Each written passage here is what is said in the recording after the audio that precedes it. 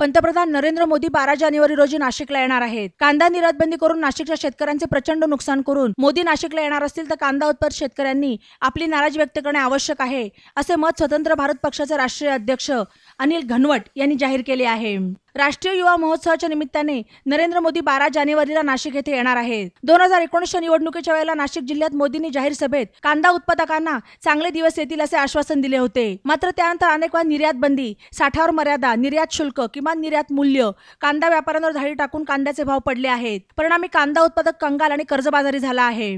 12 जानेवारीपर्यंत कांद्यावरील निर्यात बंदी हटवली नाही तर मोदींच्या रॅलीला आणि सभेला विरोध करणे आवश्यक आहे। निषेधाचे फलक घेऊन उभे राहणे, काळे झेंडे दाखवणे, निर्यात बंदी उठवण्याची मागणी करणारे बॅनर घेऊन उभे राहणे, घोषणा देणे असे अहिंसक आणि लोकशाही मार्ग अवलंबून शेतकऱ्यांनी आपली नाराजी जाहीर करावी।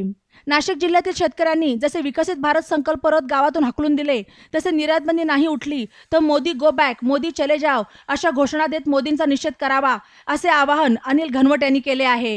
ई नवा मराठा यूट्यूब चॅनलला सबस्क्राईब करा आणि बेल आयकॉनवर प्रेस करा।